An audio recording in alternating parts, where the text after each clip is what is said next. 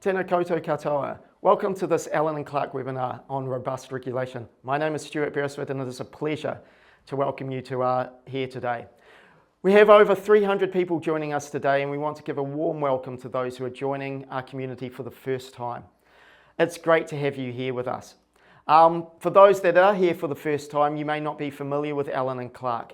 We are an Australasian-based consultancy dedicated to making a positive impact on communities throughout Aotearoa, Australia and the Pacific. Our areas of speciality include policy, strategy, change management, program delivery, research and evaluation, just to name a few. As an organisation, we give a damn about empowering you to overcome society's biggest challenges, which is why we regularly run these free webinars. We also create desktop guides and provide expert advice whenever we can. Just before we get into the content of today's webinar, some quick introductions. As I said, my name is Stuart Beresford and I am the Portfolio Lead for Legislation, Regulation and Machinery of Government here at Allen and Clark. And I'll just invite my other panel members to introduce themselves. Kia ora koutou, called Jason Tokuingoa. I'm ANC's Portfolio Lead for Regulatory Design and Assurance. I worked on legislative design projects in New Zealand and Australia, as well as working on a review of regulatory frameworks and other work reviewing the impact of things. Kia ora koutou, I'm Steph James. I'm one of ANC's senior consultants. I've worked with agencies in New Zealand and Australia to develop regulatory options and design and implement legislation in a range of areas.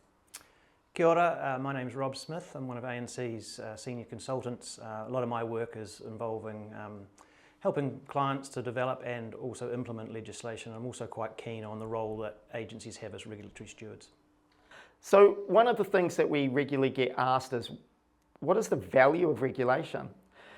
Regulation significantly shapes the everyday lives of New Zealanders. It recognises and protects their wide-ranging rights and interests and can assist them to interact with others and with the state on clear, fair and efficient terms. But regulations can also impose costs. They may limit freedoms, stifle innovation and may give rise to other unintended consequences. The well-being of all New Zealanders, therefore, depends on the quality of our regulatory design and practice. We've tried to cover off some of the questions that people have asked when they signed up for the webinar. Several people asked, how do you define good or robust regulation? And I wanted to just turn to my colleagues Rob and Steph and could you please just summarise some of the features of good regulation? Yeah, thanks, Stu. I'll start. It's pretty common in the media or to hear politicians talk about a regulation as bad or a regulation as good, and they're usually pretty subjective viewpoints. The good features of good or robust regulation are not new, and they've been summarised by a number of commentators in New Zealand and overseas. The Treasury have got a great guidance on this, and so have some other commentators, including ourselves. Some of the covers of some of the documents we took the next slide from. We don't want to belabour the point here, so these will just be sort of sound bites, but what I think some of the key features of good regulation are, firstly, effectiveness. The thing's got to achieve its purpose. Does it work? Does it actually do what it's intended to do? And how do you know? So factoring in regular review. The concept of efficiency and growth compatibility are pretty important. Is regulation the best way and the most efficient way to achieve a policy goal? And you know, if not, is there a good reason to forge ahead with it? Does it provide value for money? Does it provide a net benefit to society? What's the ROI expectation? Proportionality, fairness and equity are also something that are pretty important. Is the response proportionate to the actual risk or problem, and noting that implications can be different for different stakeholders. And concepts of transparency and accountability I think are also important. So the justification for regulating should be really, really clear, as are the impacts and consequences. But also if someone's responsible under a regulation to do something, there should be an accountability mechanism there to make sure they actually do what they're supposed to do. Yeah, I think it's also really important that regulation is certain and predictable, so it can be applied and interpreted consistently and people really understand what's expected from them and what the consequences of their actions are going to be.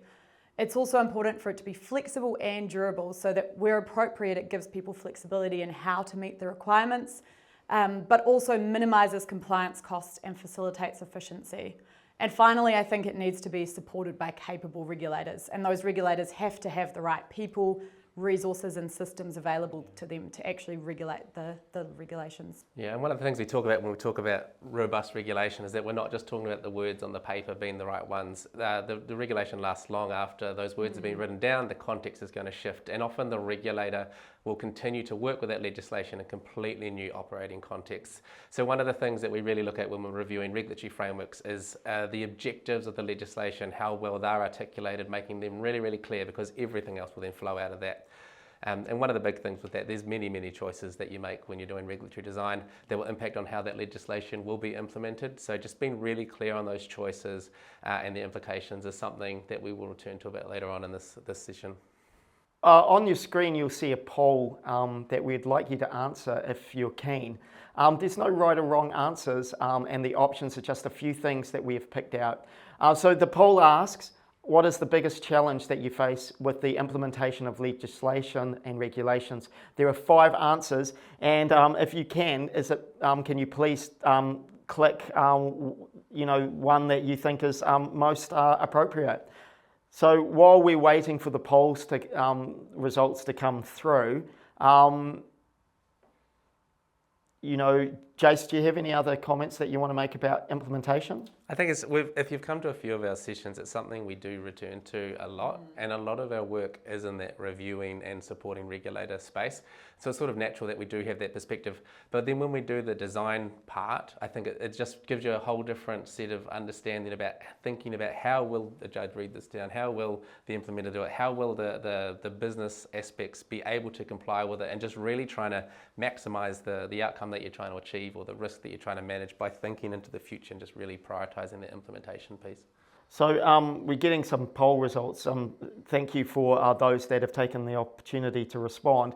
One of the biggest or the most responded option is around limited funding for implementation. Jace, do you have any, or Steph, do you have any comments that you want to make on this? I think unsurprising would probably be my biggest reaction. I think when we talk about the regulation, the regulatory system, people are often talking about the ability of the regulator to implement rather than that specific word being the wrong word. And sometimes it is that, but I guess not surprised to hear that some people have mentioned that. And the other thing that's quite interesting is that only a couple of people clicked confused responsibilities. Does that surprise you? Potentially a little bit. I think often when you do the sort of maturity assessments for the regulatory systems, there is often a little bit of misunderstanding on who's actually supposed to do what and why they're supposed to do it, and especially between the regulatory steward and the implementer, and how the sector understands the differences between those can be something that comes up quite a lot. But I personally wasn't surprised about the implementation being ticked. That's something we see just over and over again. Yeah. So Rob, you talked a little bit before about stewardship. So what do you mean by that? Right, regulatory stewardship. A bit of a shout out here for all the work across government in recent years to embed stewardship. It's obviously part of the core principle of the Public Service Act. But stewardship also touches on stewardship of legislation. Treasury define it as about the governance, monitoring and care of a regulatory system. And so it's not just about the piece of law, it's about what surrounds that piece of law as well. So how equipped are the agencies? Are there 1 or 2 agencies in the system? Are there more agencies? Do they have different roles? Are they equipped to do what they're supposed to do? Do they have the right systems and policies to make the system work? And what we've found in recent years, from say 5 years ago, even in the last couple of years, is when we're working with clients on a particular regulation that they've got an issue with, the discussions also have to involve lifting their sort of, all of us, lifting our sort of view up a bit, asking questions like, how does this regulation actually fit with my agency's regulatory strategy, if it has one? How does it sit with government priorities, which can change? But also, how do government regulatory stewardship expectations impact on what I want to do here? And if you haven't read them, they're pretty clear. The stewardship expectations are set out.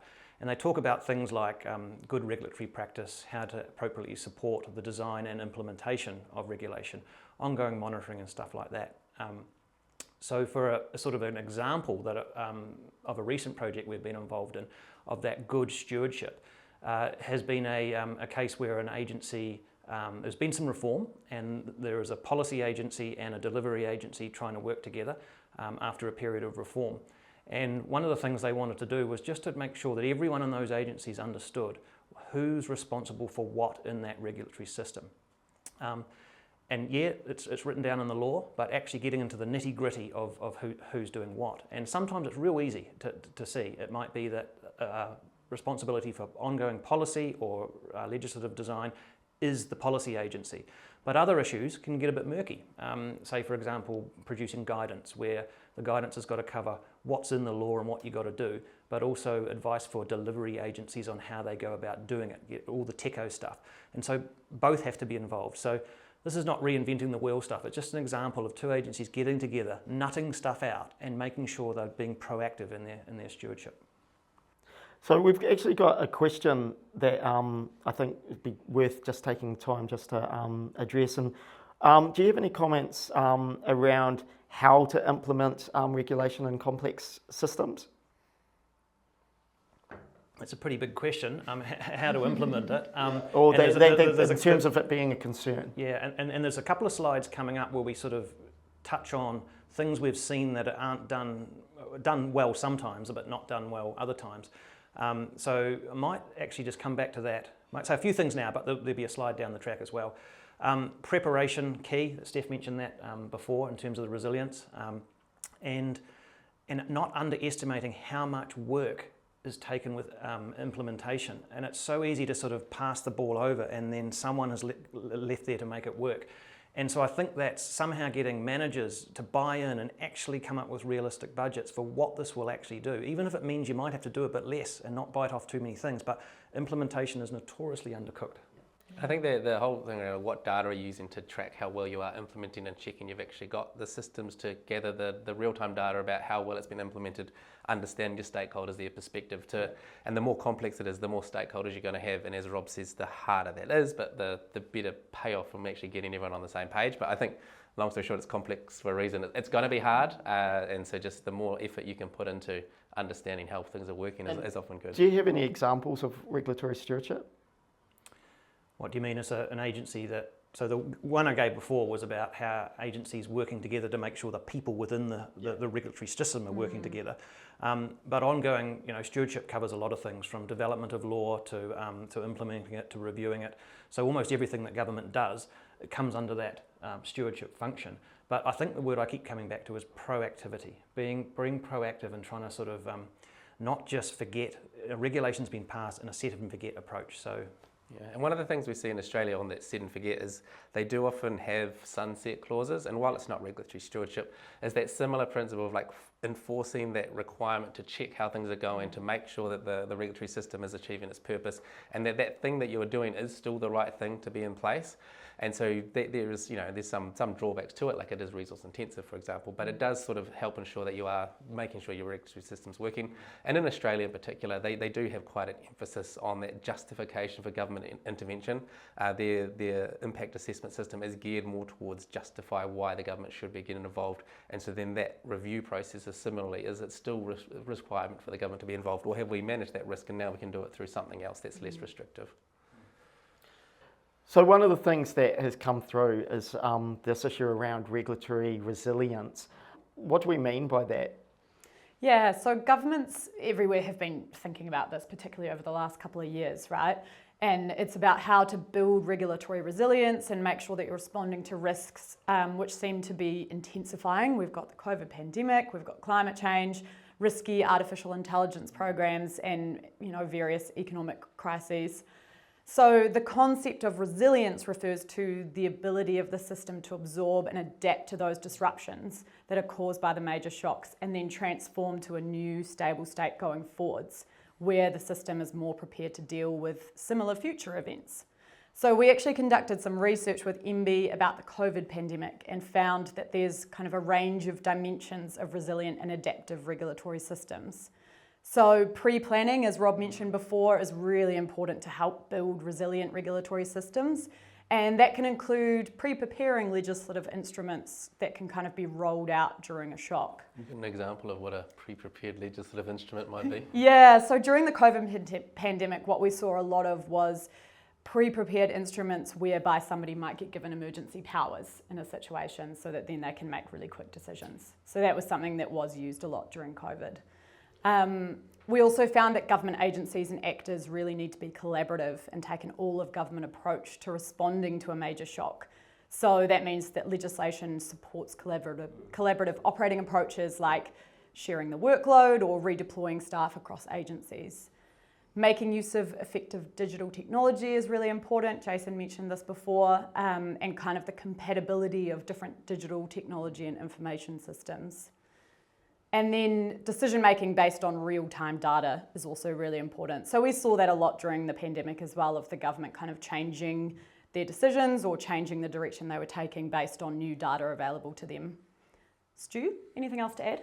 I think that, and having taken part in that, MB research project, I think the other things that we found is that the regulatory systems need to be flexible. They need to support adaptation and innovation. They need to enable the devolution of service delivery. What we mean by that is that you can have national standards, but you need to be able to support flexible operating approaches at the front line. Resilient regulation systems rely on transparent and effective communication between those that are involved in the system. There needs to be efficient information sharing between the various actors.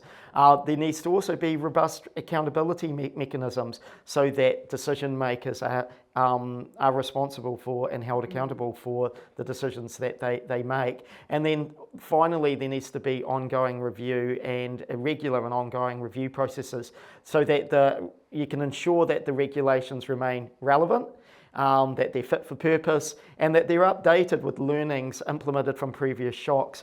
And I think that the COVID example is another good one, where the COVID Response Act was changed at various times through the COVID pandemic in light of in light of issues that were coming up. It was being regularly reviewed, and that was occurring not just on a 2-year or 5-year cycle, but as the need entailed. And I think that one of the other bits of work which we were involved with was the COVID-19 response requirements for modification and exemptions for entities legislation, which enabled companies to, for instance, operate electronically. That it meant that they could get exemptions from the requirements around the issuance of annual reports or financial statements, which during the pandemic, you could understand it was quite difficult for them to have that information available to do that.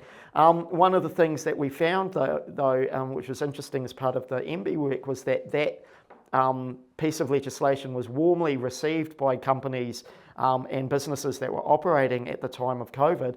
But then the legislation lapsed after a couple of years. Cyclone Gabriel came along, and the same issues that companies were facing in COVID, where there was legislative workarounds, that these companies that were in the Hawke's Bay were facing the same problems. And I think that shows where, that some of those things that legislative changes that we adopt as part of a shock to make the regulatory framework resilient need to be carried over and need to be adopted as long-term and working towards the future. Otherwise we won't learn, otherwise the regulatory system won't adapt properly. I'm sure there's other legislation that still refers to the post and in-person meetings and voting and that sort of stuff around the place as well. Yeah. So there's a lot of commonality between proactive regulatory stewardship and resilience, right? They're trying to after the same thing. You want to look after something to make sure it continues to be fit for purpose when it receives shocks. Yeah, and I think flexibility is really important. Yeah, and I think it's not just about shocks or surprises. It's also about future innovation and future technology, and we're seeing that a lot with artificial intelligence, for example, or biotech, gene engineering. to ensure that the law can respond to innovation. So it needs to be flexible enough to kind of take into account future ideas and future innovation.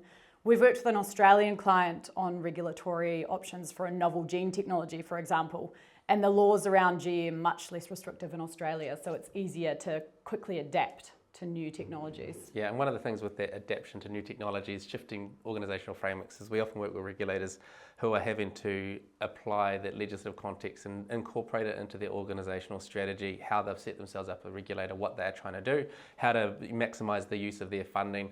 And one of the things that we've talked about a bit today is that legislation can require them to do things, it can require them to do things in certain ways, and that can be appropriate when there's specific risks to be managed, but it can have the adverse effect when there's things like innovation or changes that they can't react as well as they could if there was a more less prescriptive, more enabling kind of environment.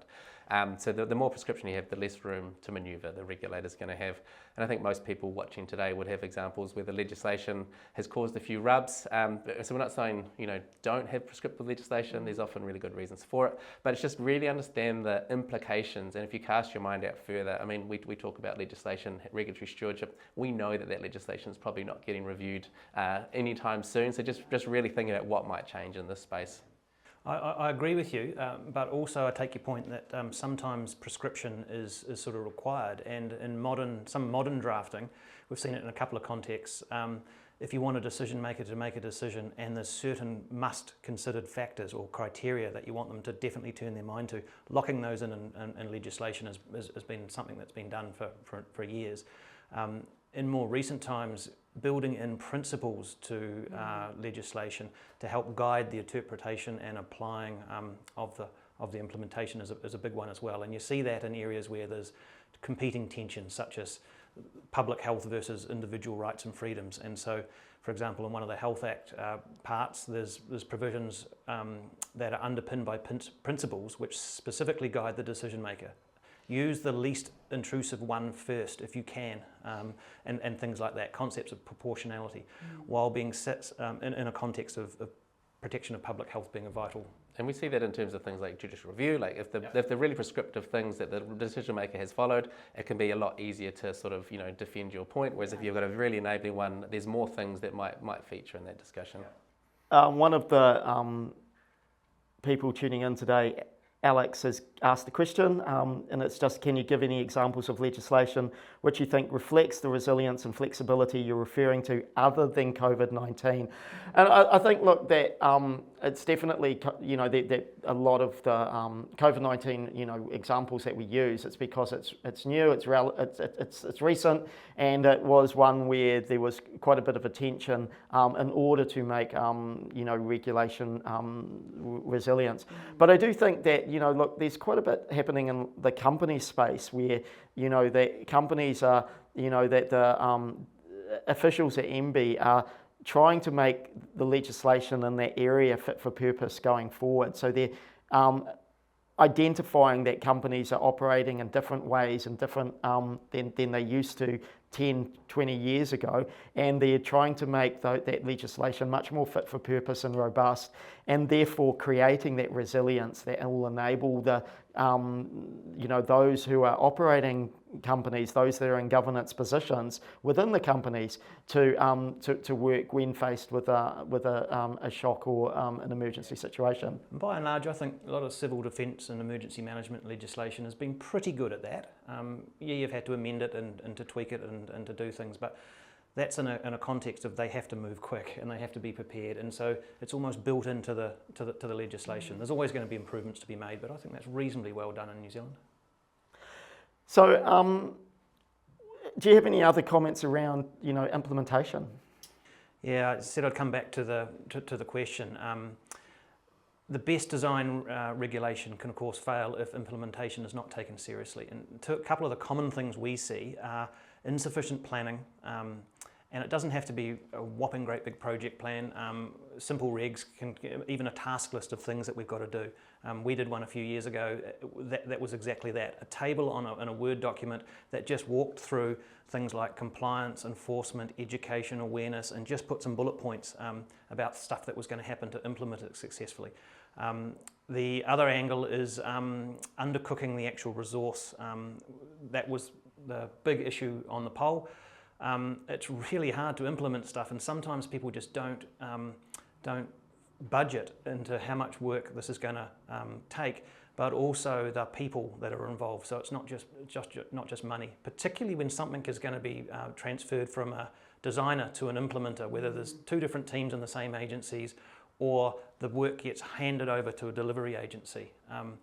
And so that's something we see quite a bit. Yeah, and I think when you're on the receiving end of that handover, one of the things we do talk about a little bit is like the objectives of that team designing and building the legislation.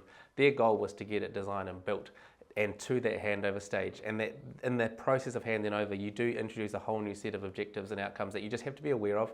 And it's not that anyone's trying to throw anyone under the bus. There is just different drivers for those two pieces of work, and that, you know, as the recipient, you now are the owner of that going forward, and it's now your throat to choke.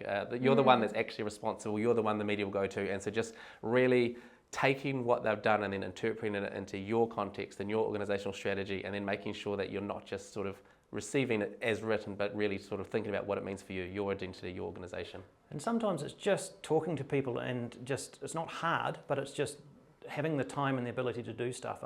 One example back in the day, probably 10 years ago now, was controls around import of laser pointers. It might sound a sort of a pretty minor thing, but these were introduced, and we wanted customs to be able to intercept things at the border. So not only talking with the customs, Wellington staff, but actually going on site at the mail centre and things like that, and talking to people who actually are faced with these objects coming through.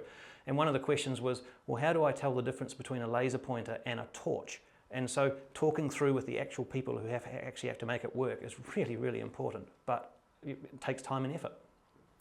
We have another question that's come in, which is relevant to this conversation, and that is, do you have any insights of how organisations can prioritise its focus to meet legislative requirements, i.e. to implement the legislation, when faced with financial constraints?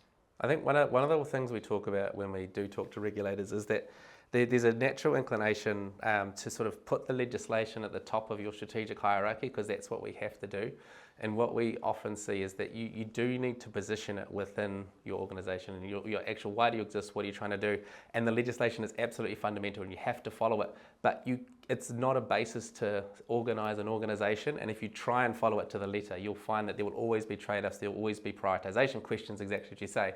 So it will become your decisions as the regulator around how you're going to justify your decisions. So being really clear that this is my regulatory identity, this is how I set myself up, this is my monitoring enforcement strategy, so you can sort of have that paper trail to explain your justifications for what you're prioritising to maximise the value that you've got, rather than trying to do all the 15 things that are said that you must do. It's not to say you can't, you just can ignore them, but it's just being really explicit about what you are doing and why you're doing it, and building that paper trail. Yeah.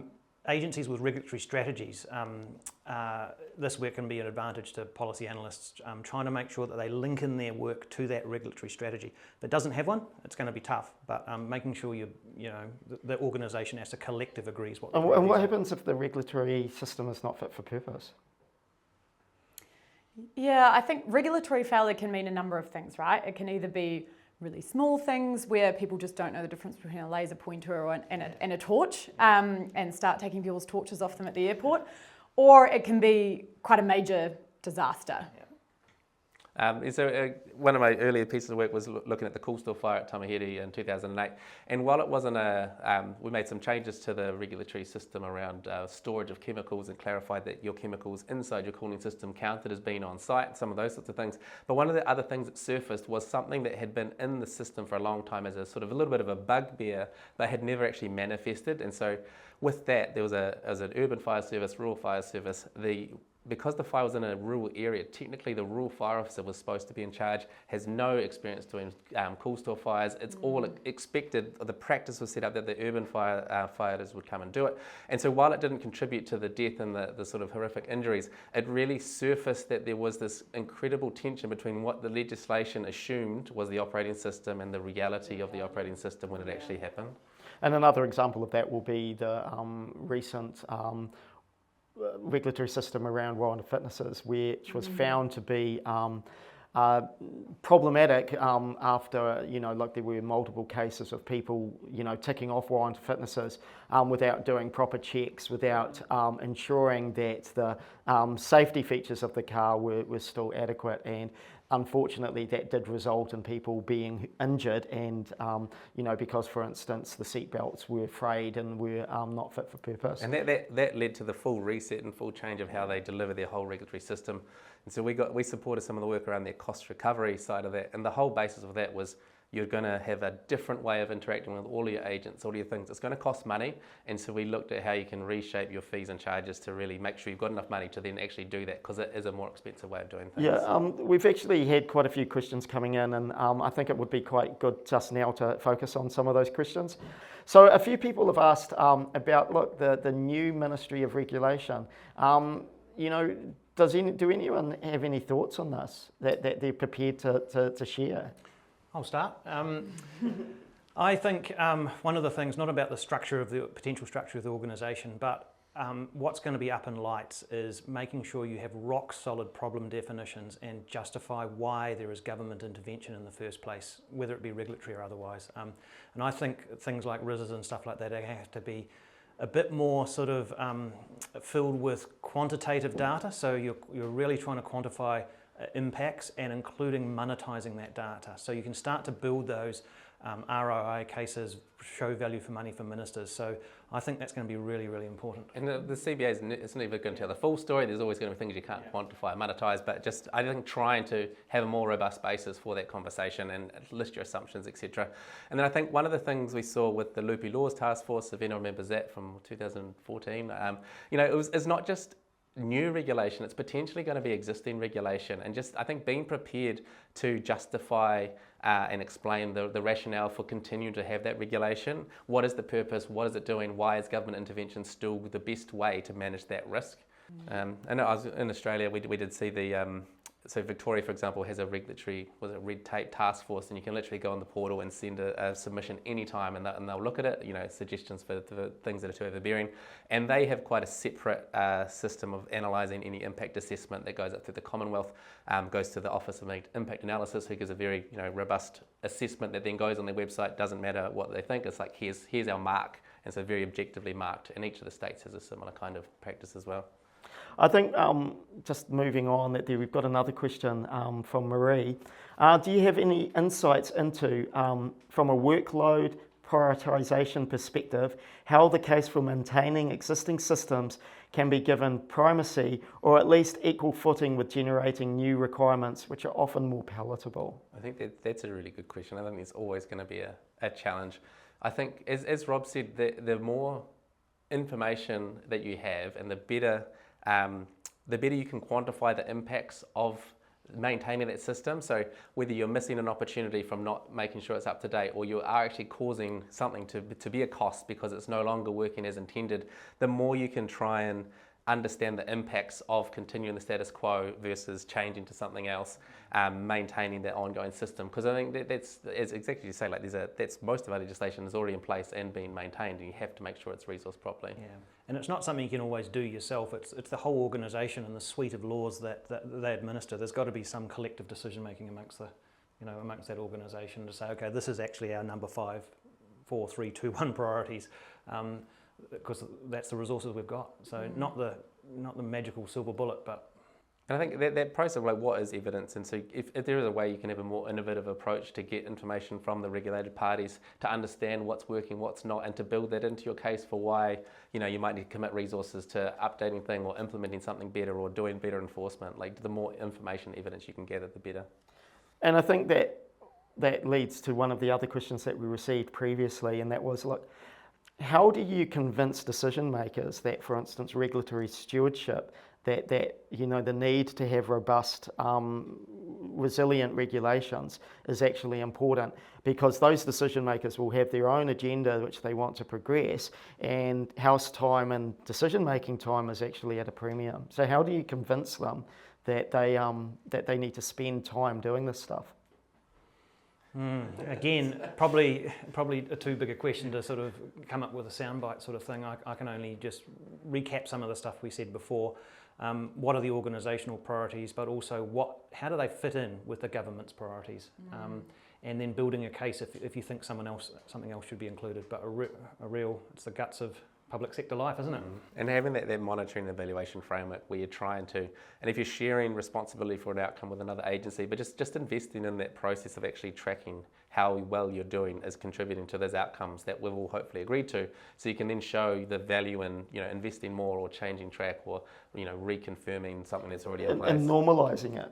Normalising the reviews, normalising the ensuring that the regulations are resilient, and then it just becomes something that you do. It's just it's not then nice to have. It's just something we do automatically. Hey, we've got time for a couple more questions. The one that we've got here from Andy. The concept of handling regulation over to someone to implement feels like it flies counter to the principles of complexity, where there is a need to take into account and respond, evolve as to the extent to which implementation is succeeding. Hey, does anyone have any views around that? Why do we hand over policy to be implemented? Well, partly it's just the design of the organisations. Some agencies tout them as a polity shop, and we are responsible for this. Anything to do with implementation or delivery is pushed off to somewhere else. In the health sector, we've seen things devolve over the years. In other sectors, things are held much more closer. Say, for example, MPI.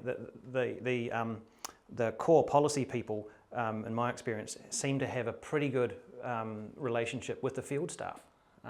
Where in, say, the health sector a while ago, there was, with the exception of a couple of bits of the structure, there were DHBs and there were public health units, and the ministry was sort of over here. And yes, there were relationships, but it just seemed to be devolved a bit more.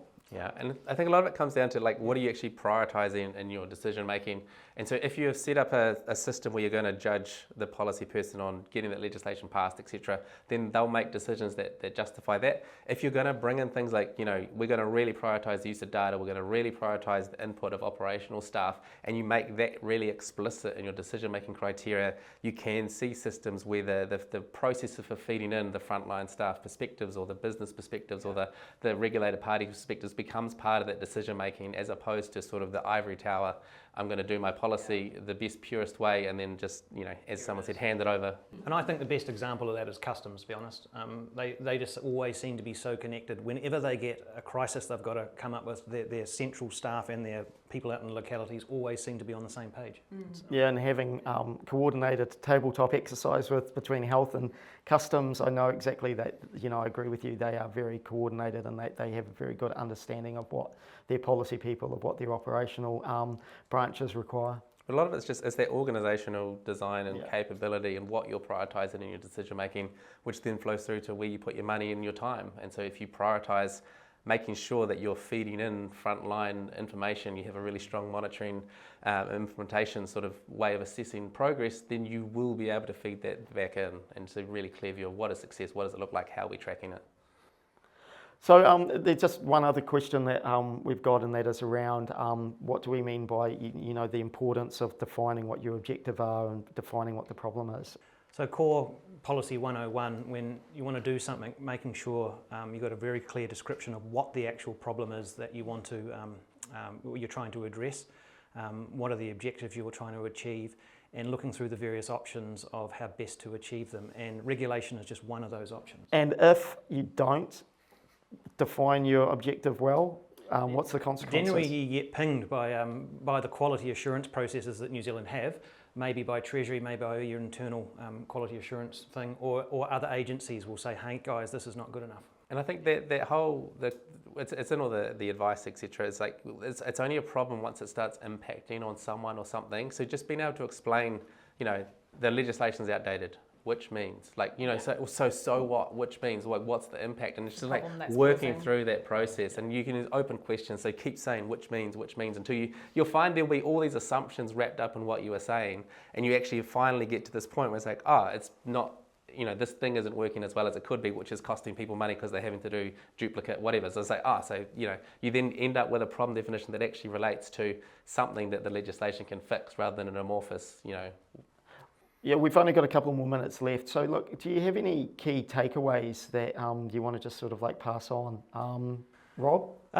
Just what I talked about just then, I think. So problem definition going forward and the need for, explaining the need for intervention is going to be critical, and I think a bit more quantification. It's been getting better and better and better over the years. I've seen some fantastic RISs, which really sort of tries to monetize and quantify the impacts, but making sure that stuff's up in lights to persuade a minister that there is a need to intervene.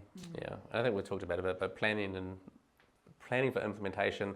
And then I think one of the things we see is that when you're in that design phase and you're worried about the capability and the funding of the regulator, which is something that's come through in the comments, it can lead you to make decisions that I will be prescriptive and require there to be a review, or require this thing to be done and you have to have an X, because I'm worried and I don't trust the regulator. And so that's kind of solving a different problem around funding capability and competency of regulator or whoever's going to be handling it, and trying to fix that through primary legislation, which is where you can get these weird sort of mixes of enabling and prescription. So just being really careful about why you're actually prescribing, and just not to say don't do it, but just be really clear about what the trade-offs are. Yeah, I think for me it's that innovation and technology piece, so making sure that legislation can keep up with future innovation and the really quickly moving tech industry, to ensure that we're kind of, remain world leading in those spaces. And for me, that it is just making sure that you plan for adverse events, and for example, having regulatory tools or other interventions that can be trotted out in crisis. Hey, look, unfortunately we've run out of time to answer any remaining questions, but we're happy, as I've said before, to catch up to address any points that you have and to discuss potential ideas that might support you in your work in the future. As I've said at the start, we regularly run webinars. Our next one is Plain Language, Harnessing the Value of Clear Communication, which we're running in partnership with the firm Wright. We do have a button that you can click to register for this webinar. We do look forward for you attending. We know that we value your time. We know that it's a scarce commodity. Well, that's it from us. Ngā mihi. Thanks for joining us, and we'll see you at the next webinar.